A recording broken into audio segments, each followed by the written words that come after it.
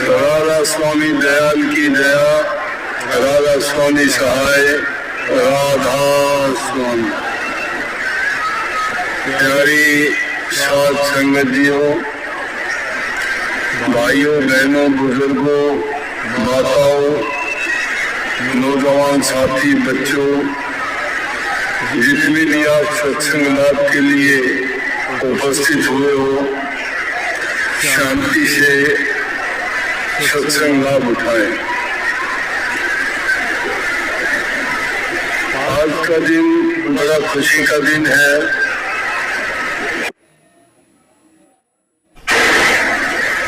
जन्माष्टमी का दिन। दस्तक में श्री राम के बाद मुख्य रूप से इतने महान अवतार श्री कृष्ण जी का जन्म जन्माष्टमी के नाम से जाना जाता है। आज के दिन उनके जन्म उत्सव मनाए जाते हैं, मिठाइयाँ बांटी जाती हैं, उनकी लीलाओं को याद किया जाता है। बच्चों को अच्छे अच्छे कपड़े पहना के जिस प्रकार की उनकी जीवन की लीलाएं उन्होंने बचपन से लेके अपने जीवन में बड़े से बड़े कार्य, राक्षसों का संहार, दुष्टों का नाश किया और प्यार का प्रचार किया, उन सब के उन कार्यों के अनुसार अलग अलग वेशभूषा बना के आज भी बच्चों को बताया जाता है कि श्री कृष्ण जी ने द्वापर में आके ऐसी लीलाएं की और आज अनेक नामों से उनकी पूजा की जाती है, उनको याद किया जाता है, उनको परमात्मा के तुल्य दर्जा दिया जाता है। तो ये हमारे लिए बहुत खुशी की बात है कि आज वो जन्म उत्सव भी मनाया जाता है, हम सत्संग उत्सव मना रहे हैं। हालांकि ऐसा कोई विचार था नहीं, कल बुआ बोली है उसका हमने पहले सत्संग रख लिया था दादी के सत्संग में। बुआ बोली को बचाने के लिए ये दिन रखा गया तो जब बात ये आ जाए कि चलो फिर भी बहुत अच्छा है, दोनों काम होंगे एक पंथ के पास। तो इस दिन की आप सबको बहुत बहुत मंगल कामनाएं, बहुत बहुत आशीर्वाद। और हमारे लिए तो सबसे बड़ा त्योहार सत्संग ही होता है। सत्संग का सबसे बड़ा मेला, सबसे बड़ा उत्सव और सबसे बड़ा त्योहार सत्संग है। हर प्रकार से सत्संग है, लेकिन सत्संग को आगू दर्जा नहीं मिल पाता है। और न मिलने का कारण क्या है कि संसारी पदार्थों में इंसान की रुचि बहुत ज्यादा हो गई है, क्योंकि संसार की जितनी भी चीजें हैं, पदार्थ हैं, उनको पाकर हम सोचते हैं कि हमें बहुत कुछ मिल गया, लेकिन बहुत कुछ मिलने में ये नहीं सोचते कि हमने सब कुछ छोड़ दिया। सब कुछ छोड़ देने का अर्थ है प्रभु के नाम को बना देना ही सब कुछ छोड़ देना, और प्रभु के नाम को याद करना भी सब कुछ प्राप्त कर लेना है। सब कुछ छोड़ देना जो है कि संसार के जितने भी पदार्थ हैं, जितने भी आप इकट्ठे करो तो कभी भी इंसान की संतुष्टि नहीं होगी। संसार के पदार्थों की तासीर कभी भी सुख और संतोष देने वाली नहीं होती। जितनी भी वो चीजें उसको मिलती जाती है, उतनी ही उसकी तृष्णा और अधिक बढ़ती जाती है। और जब उनकी तासीर ही अच्छी नहीं है तो जितनी ज्यादा वो चीजें सामान पदार्थ उसको मिलेंगे तो उतने ही ज्यादा समझो कि उसके लिए परेशानियां बढ़ी हुई। लेकिन इंसान का जब अपने इच्छाओं पर काबू हो जाता है, संतोष आ जाता है, तो सारी चीजें उसको ढूंढ के सामान लगती है। प्रभु के नाम में जो खुशी मिलती है, शांति मिलती है, जो हमें संतोष मिलता है, उसके प्राप्त करने से संसार के पदार्थ नीचे और तीखे लग गए। संसार के पदार्थों का नशा है, वो जब इंसान के पास मिलने से हो जाते हैं, इंसान को मान बढ़ाई इज्जत मिलनी शुरू हो जाती है, और जो नहीं ये चीजें उसको मिलने शुरू होंगी तो उसका अभिमान उसको गिरावट की ओर लेके जाता है, ऊंचा नहीं हो पाता। ऊंचा कब होता है इंसान जब पर एक पर उपकार और दूसरों की भलाई की कार्य की। आज तो हम उनके जन्मोत्सव को याद करते हैं, उन्होंने दूसरों के कल्याण हित के कार्य की। जितने भी अवतारी पुरुष संसार में आए उन्होंने समाज के कल्याण के, समाज हित के, दुखियों गरीबों के जीवन को सुधार और कल्याण की बातें बता के उनको सही रास्ते पे डाला। लेकिन जब उन चीजों का प्रचार और प्रसार कब हुआ, इंसान की रुचि संसार के पदार्थों की ओर बढ़नी शुरू हुई, तो प्रभु की ओर से वो होते चले गए, उनकी तरफ उनका ध्यान नहीं रहा। इस चीज को मानते रहे कोई सत्ता है जो सारे संसार को चलाती है, सब कुछ उसके हाथ में है। इंसान के हाथ में कुछ न होते हुए भी इंसान सब कुछ बन बैठता है, और सब कुछ बनने के बाद उसकी गिरावट होती है कि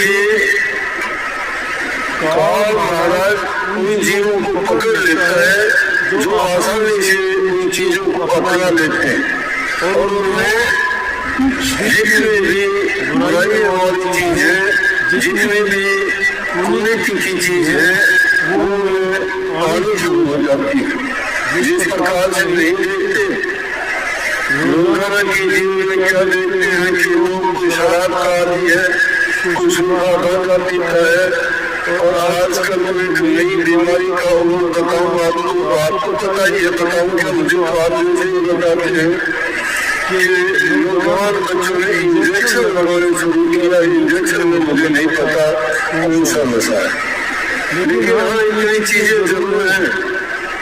उन चीजों को जब हम देखते हैं, रास्ते में जाते हैं, तो जहाँ सुनसान सी जमीन होती है वहाँ पर इतने मीटर और इतने शरीर बने हुए होते हैं कि उसको देखे उससे है कि भाई ये यहाँ कैसे आए, कोई डाल के गया पूरा नहीं। आजकल के बच्चे ये तो कुछ भी नहीं है, ऐसी ऐसी जगह है, ऐसे ऐसे बच्चे आगे देर आगे रात को इंजेक्शन लगा के और वहीं प्रेरित हैं। और ऐसी घटना मैंने एक दो आदमी को ऐसा देखा तो बहुत अच्छा था, मिलिट्री के काम करता था, लेकिन एक दिन उससे मिलना हुआ तो मैं उसको पहचान नहीं पाया।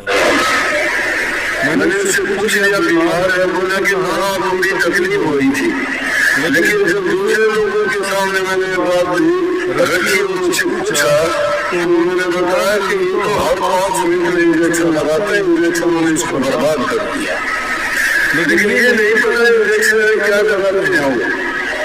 आज ये हालत इंसान का शरीर, इंसान को नारायण शरीर कहा गया है कि नारायण के बाद में जितनी खूबी इंसान को मिली है इतनी किसी जीव को नहीं मिली।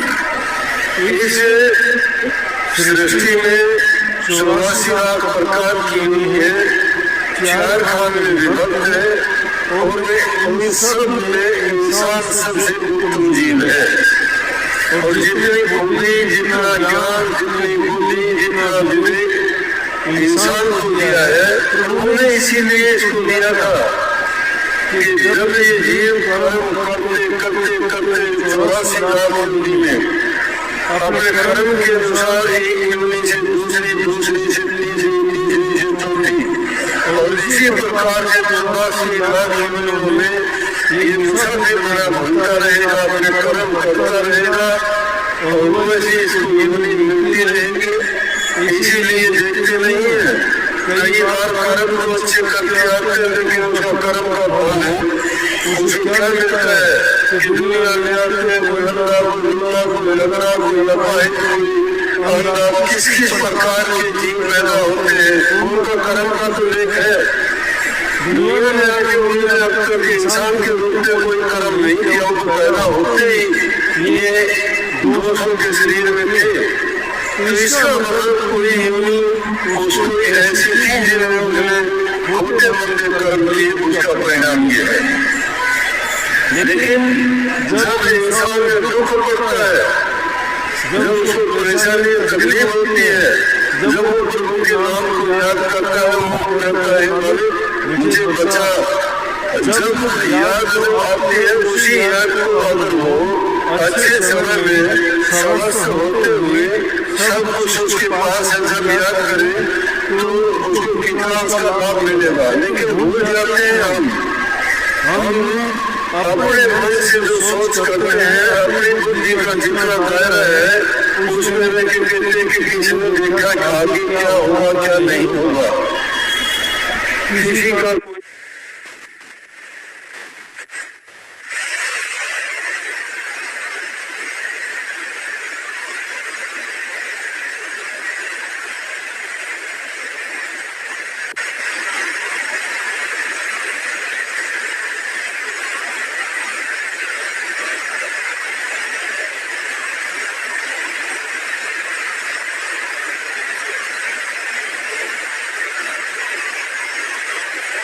आगे जो होगा वो देखा जाएगा।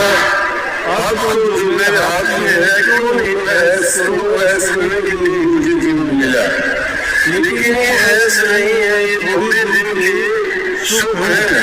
कोई भी इंद्रिय भोग करते हो, कोई भी स्वाद चाहते हो, कोई भी आनंद लेते हो, कुछ समय के लिए आपको आनंद मिलेगा, लेकिन उस आनंद का अंत में क्या होगा कि वो दुख में परिवर्तित हो जाएगा और उसे दुख भोग के फिर मान जाओगे कि मैंने जो काम करना चाहिए था उस वक्त में चेता नहीं और वो काम नहीं। ये महापुरुष में प्रभु के संदेश को लेके इस दुनिया में वो आते हैं और इसीलिए भोले जीवों को, भटके हुए जीवों को जो रास्ता भूल जाते हैं वो रास्ता दिखाते हैं, सत्य से अवगत करवाते हैं।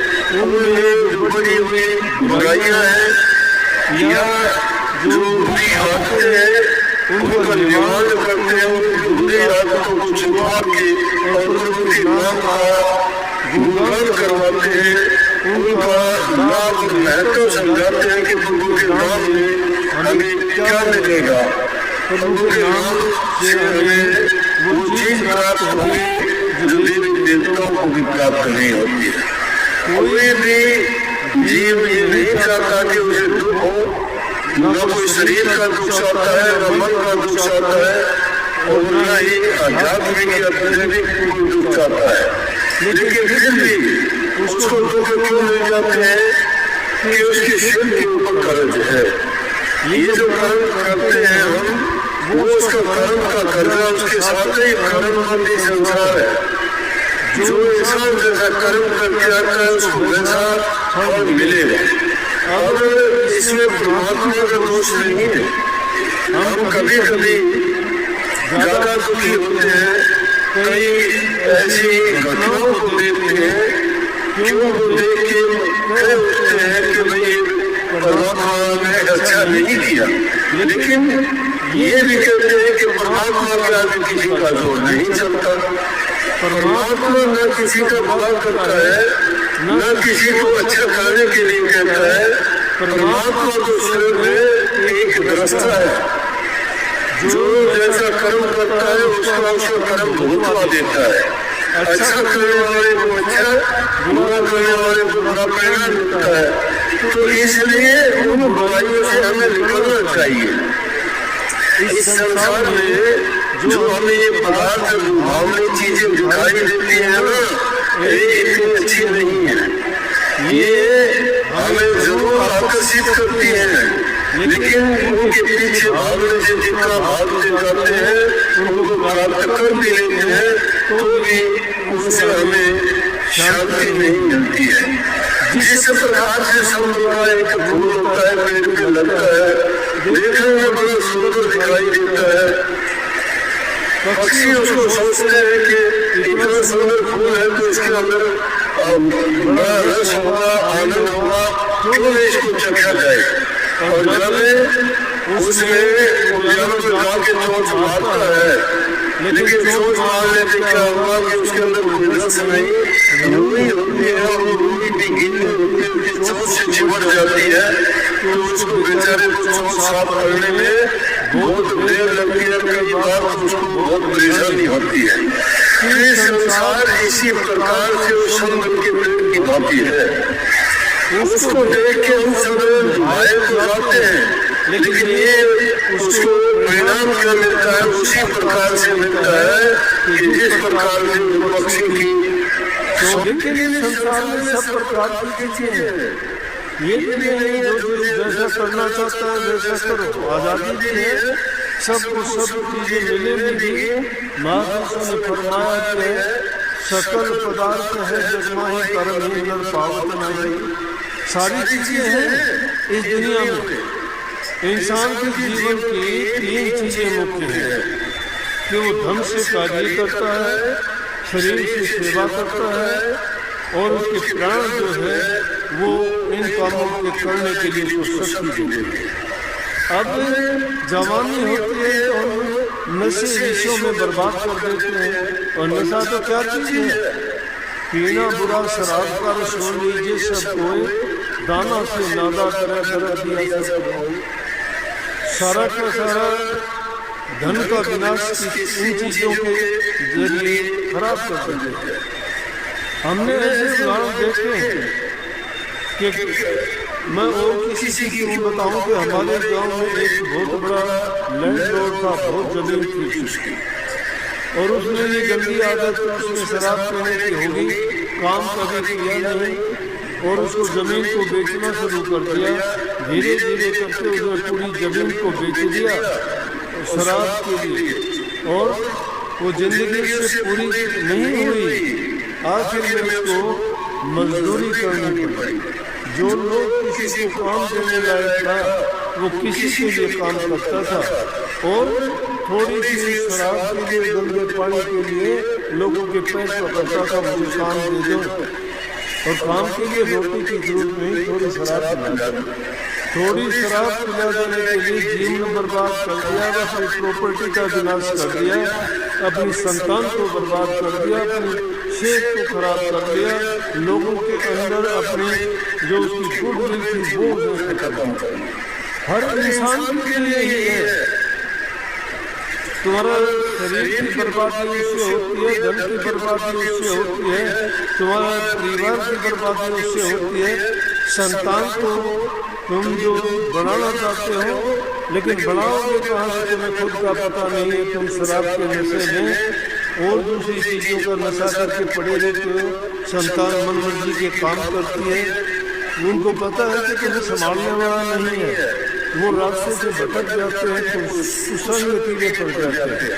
और उस कुसंग में जाने के बाद वो फिर मुड़ते नहीं, या तो उनकी जिंदगी जेलों में कटती है, या लड़ाई झगड़ों में मरते हैं, या कहीं दुर्घटनाओं में उनकी खात्मा हो जाता है, उनका नाम लेने वाले कभी नहीं रहता। अगर कोई आदमी नशों में पड़ जाता है और उसकी बात का कोई साथ नहीं ले जाता, लोग उसकी बात का कोई एतबार नहीं करता, उस नशे के कारण झूठा वो हो जाता है, चोर वो हो जाता है, चुगल वो हो जाता है, बुरा वो हो जाता है, पापी वो हो जाता है, और कितने अवगुण होंगे। ये अवगुण एक ही चीज है जो सारे आगे दूसरी चीजों करने की जरूरत ही नहीं है। और उस एक ही चीज से बच जाओ तो आप में इंसान के गुण है, और इंसान के गुण देवताओं से भी उत्तम है। इसीलिए देवता लोग ये कहते हैं कि हे प्रभु हमें एक बार इंसान का चोला, इंसान का चोला एक बार मिल जाए, क्योंकि वो भी भोग भूमि में है, कर्म भूमि में है।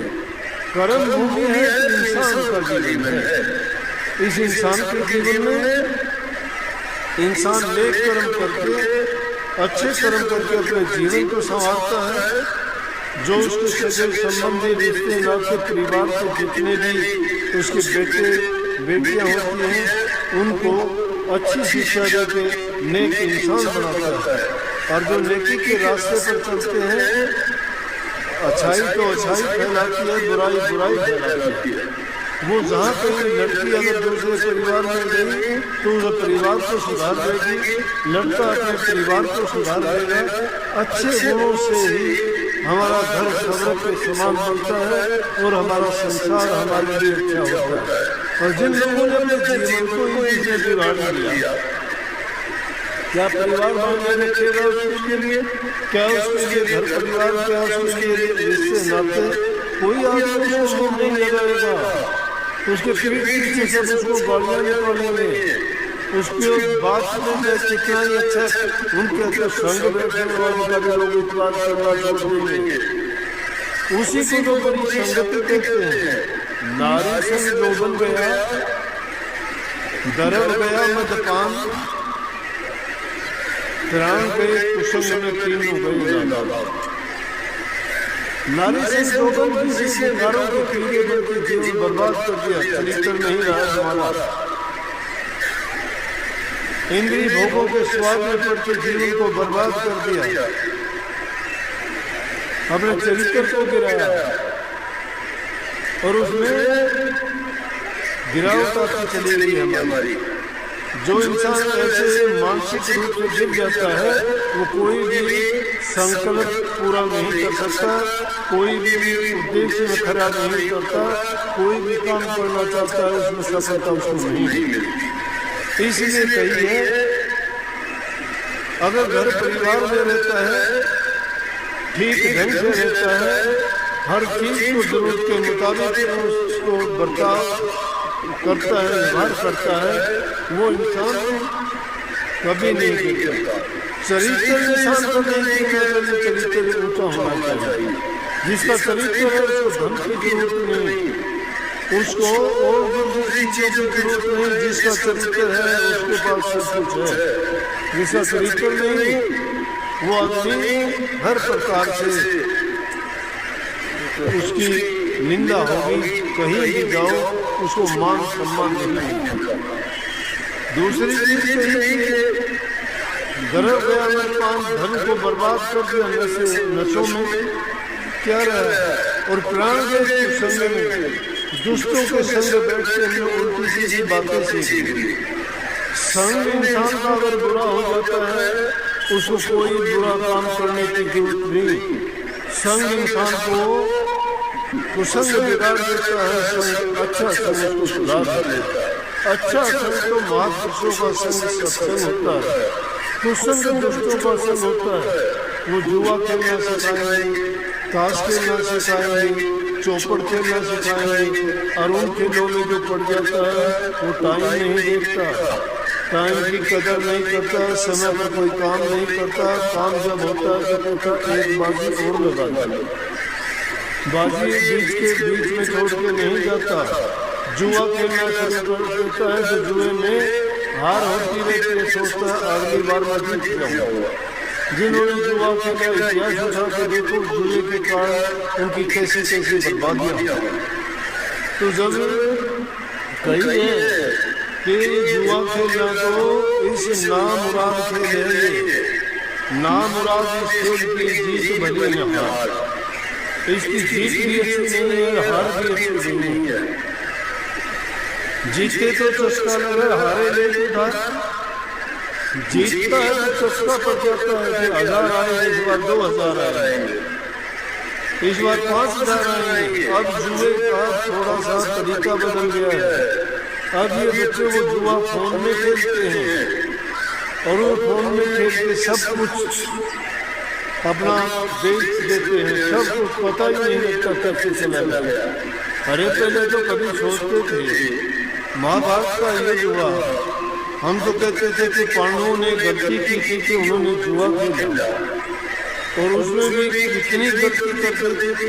चलो सब कुछ दे दिया था, अपनी पत्नी को ही दांव पे लगा दिया। क्यों लगा दिया? जुआ है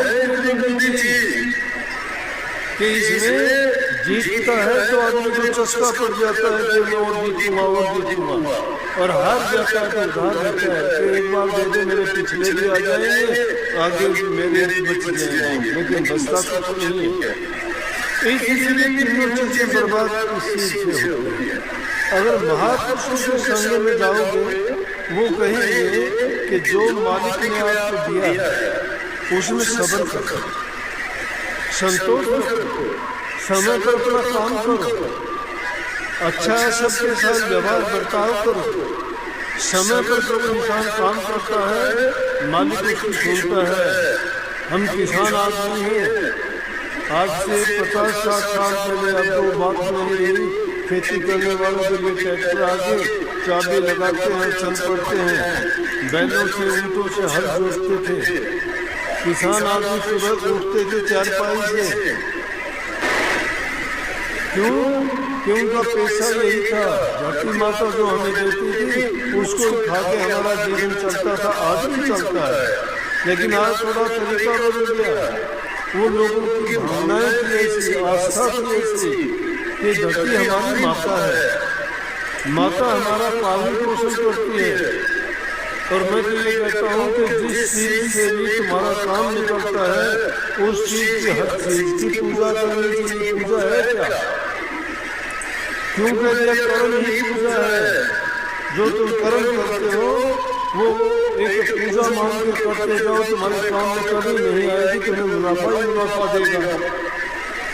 अगर कर्म से तुम अकर्म हो गए, वो कर्म को ही छोड़ दिया, वो कर्म ही नहीं करते तो क्या होगा?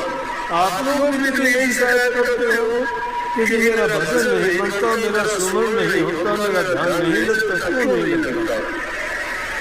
कोई और कोई तो लगाएगा नहीं आपका ध्यान, आपको लिए कोई दूसरा सुमन नहीं करेगा, आपके लिए कोई दूसरा अभ्यास नहीं करेगा। नाम आपको मिला है, विचलित आपको आपका मन करता है, विचलित आपके विचार और ख्याल करते हैं, उस पर ख्याल किया करो कि हमारे ख्याल क्यों मिले? क्यों हमारी भावना हुई कि आज मैं ध्यान में नहीं बैठूंगा? वहां में क्यों ढूंढते हो? आज सिर में दर्द है, आज समय नहीं मिला, आज लेट हो गया, आज बच्चों ने नहीं बैठने दिया, आज ये काम हो गया, वो काम हो गया। अरे प्रभु के नाम से बढ़ के कोई काम नहीं किया।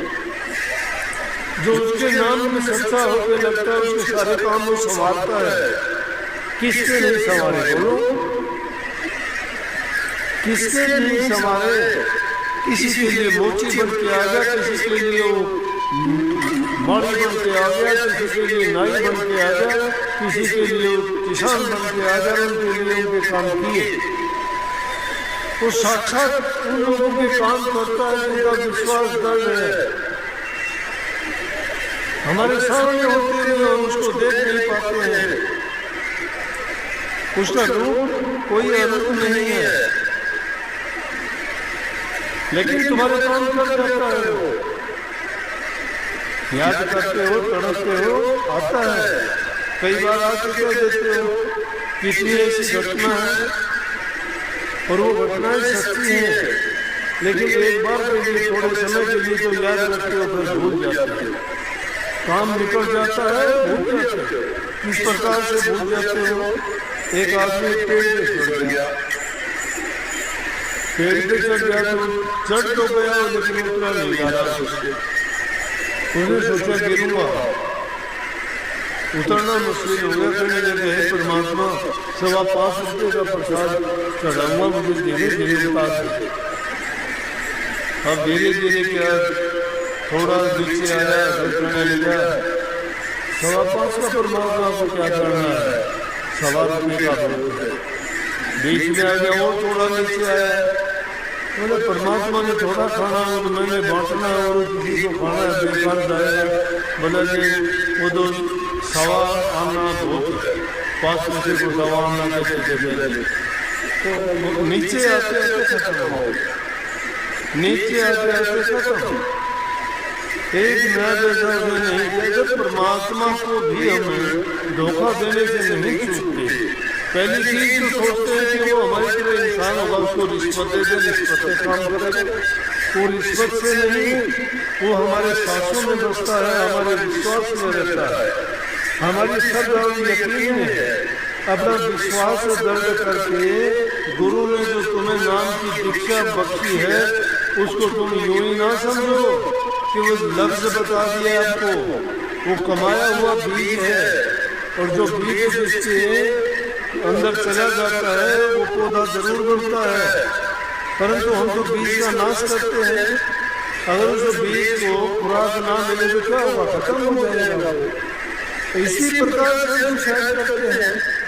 इसलिए पहली चीज है कि हमारा भजन ना बढ़ना, हमारा सुमन ना करना, नाम में हमारी रुचि न होने का कारण है या तो हमारा अन्न खराब है, खाना जो हमने खाया है वो अन्न शुद्ध नहीं है।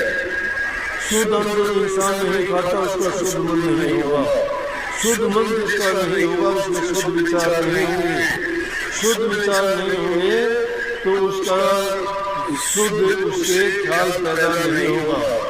अन्नमय कोश से मनमय कोश बनता है, मनमय कोश से ज्ञानमय कोश बनता है, ज्ञानमय से विज्ञानमय और विज्ञानमय से आनंदमय कोश बनता है। ये 5 कोश है इंसान के अंदर, लेकिन सबसे मूल जो है वो इंसान का भोजन है।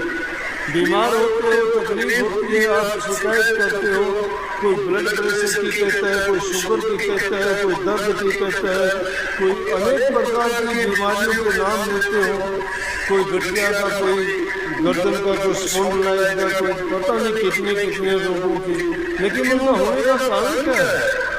उनका होने का कारण है कि जीव के स्वाद के बस हम ऐसी चीजें खाते हैं, ये देखते ही नहीं हमारे लिए क्या नुकसान करते हैं। जितने भी पैकेट बंद, जितने भी डब्बे बंद, जितने भी बाजार की बड़ी चीजें हैं उनमें कितनी क्या क्या केमिकल मिलाए जाते हैं। अगर तुम उनको तुम्हारी आंखों के सामने दिखा दिया जाए तो मैं कहता हूँ कभी टच भी नहीं करूँगा। शुद्ध भोजन अपना, सात्विक भोजन में ही शुद्ध विचार होंगे।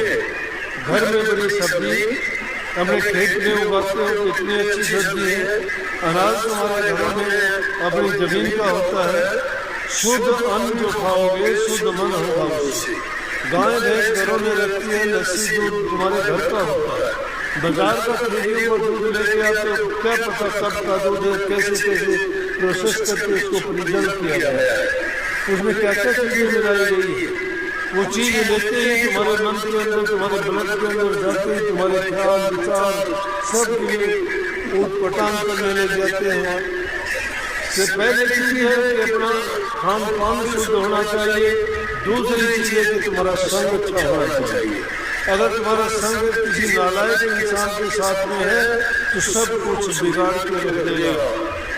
जितनी तुम अच्छा करना चाहोगे उतनी तुम्हें, क्योंकि बुराई तो अच्छाई से बहुत ज्यादा तेजी चलती है और अपना असर भी बहुत ज्यादा डालती है। देखो अच्छाई के लिए सत्संग होते हैं, कथा वार्ताएं होती हैं, मंदिर मस्जिद गुरुद्वारे बने हुए हैं, कितना उनका प्रचार किया जाता है, फिर भी अच्छाई नहीं अपनाते। लेकिन बुराई किसी को नहीं सिखाई जाती, ना उनका कोई मदरसा है, ना स्कूल है, ना कोई उनका कोई ट्यूशन हाउस है, लेकिन फिर भी वो बुराइयाँ जानते ही सीख जाते हो। निंदा करनी, चुगली करनी, लड़ाई झगड़े करने, नशे विशे दूसरी जितने भी सारी चीजें हैं बिना सिखाए सीखते हो, बिना पढ़ाए पड़ जाते हो और छुटाने से भी नहीं छोड़ते। कितनी कोशिश उनके लिए की जाती है कि छोड़ो।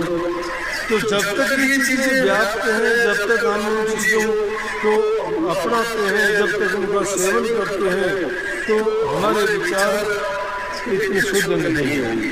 जब तक हमारे विचार शुद्ध नहीं होंगे, अब बात बात पे क्रोध क्यों आता है?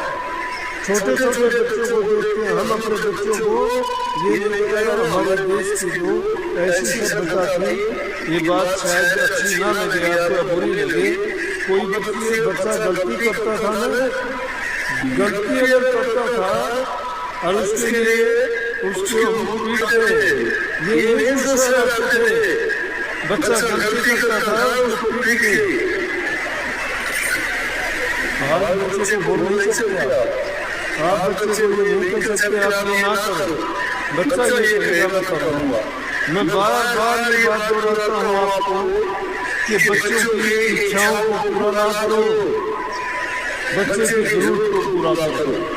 जरूरत उसकी क्या है? पढ़ने वाले बच्चों के लिए किताब है, कलम है, दवात है, पेन है, चाहिए, कपड़े हैं, खान पान भी सही तरीके का ढंग का।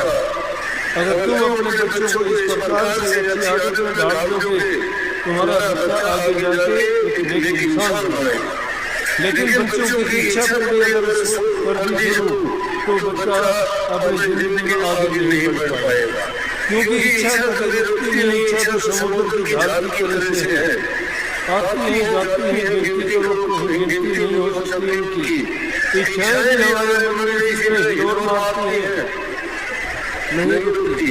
पर हम क्या रोके, हम खुद नहीं रुके हुए हैं, हम खुद नहीं डटे हुए हैं, हमारे खुद के विचार शुद्ध नहीं है। दूसरों को हम कैसे कह सकते हैं, अपने संतान को कैसे रोक सकते हैं?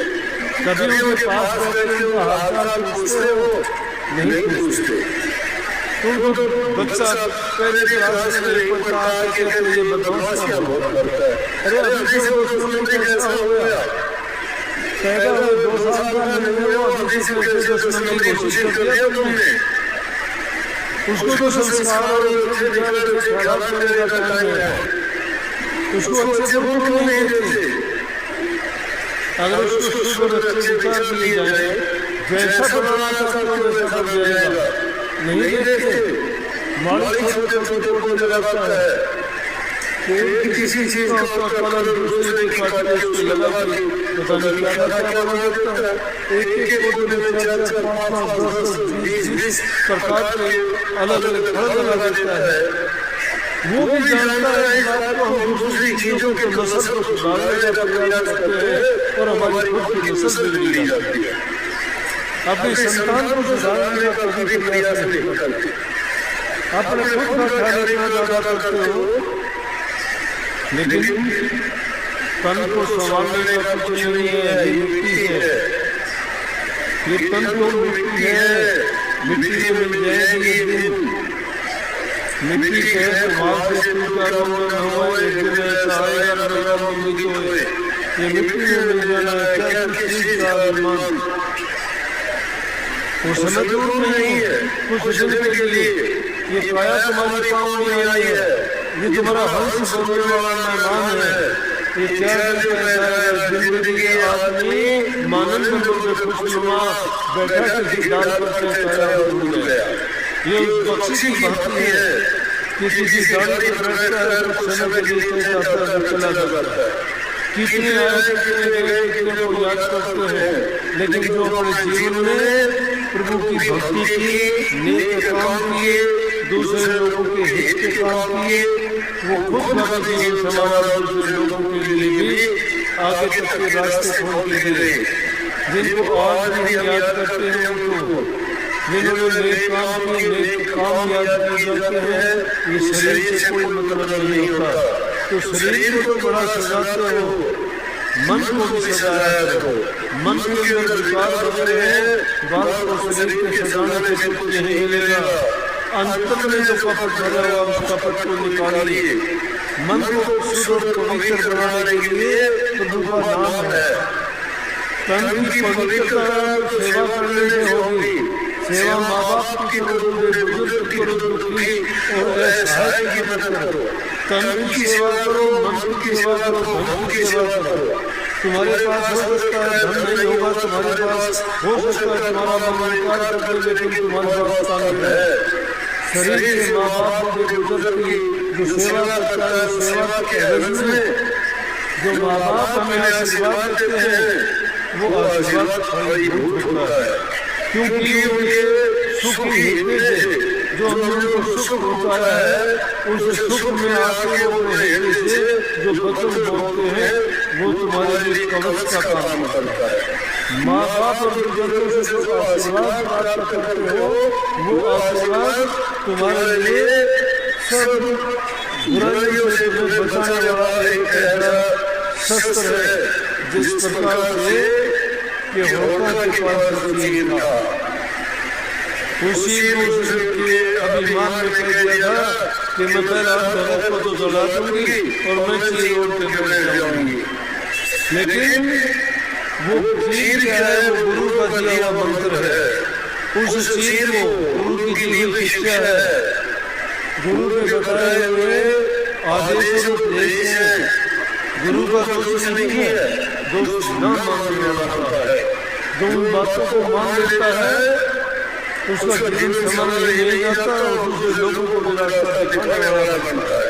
लेकिन लगन शक्ति और पत्नी होनी चाहिए, जिसको नहीं है लगन उसका मन नहीं है लगन, जब तक नहीं है लगन तुम्हारी कच्ची है लगन। मन में लगन शक्ति और पत्नी होनी चाहिए, और जिसको लगन लगती है उसका तो जीवन वाणी है। जिसको लग जाती है लगन प्यार सब कुछ, बड़ा गोपाला के बाद लगन लगे छोड़ दिया रास्ता, भरतरी को लगे जब छोड़ दिया, गोपी को लगे छोड़ दिया, राजा बादशाहों ने क्यों त्याग दिया? इस रस का बड़े मेरे प्रियों की त्यागी भोग मिला था। उन राजाओं के जो महल थे, नौकर चाकर की सेवा करते थे, लेकिन उन्होंने भी उसको त्याग दिया क्योंकि प्रभु के नाम के रस में जो आनंद दुनिया के पदार्थों में किसी चीज में नहीं है। तो उस रस के होगी, लेकिन उनकी लगन शक्ति लगी। योगी होने के बाद उन्होंने योग में खड़े हुए। अब बाणा ले लिया योगी बन गए, मन की भावना फिर भी नहीं बची, फिर भी संसार के पदार्थों के अंदर आप मारते रहे। अरे सबसे बढ़ के चलोगे ना प्रभु तुम्हारे साथ चलेगा। तुम्हारी दुनिया की ताकत भी कोई रोक सके तुम्हारा बाण पकड़ नहीं कर सकता, क्योंकि तुम जिसके आश्रय बैठ जाते हो वो तुम्हारी रक्षा स्वयं करता है। लेकिन तुम तो खुद जब दूर जाते हो तो तुम्हारी रक्षा नहीं करता। फिर वो नहीं सोचता अपने आप को बढ़ के और अपने आप को कोशिश करते हो, वो तुम्हारा अभिमान बन जाता है। तो अभिमान का शरीर क्या होता है? ये हमारा रास्ता तो गरीबी का, दीनी का, अधीनी का, निर्बलता और दुर्बलता का। हम तो सब कही है कि किसी से अगर पढ़ा भी पड़ जाए तो हाथ जोड़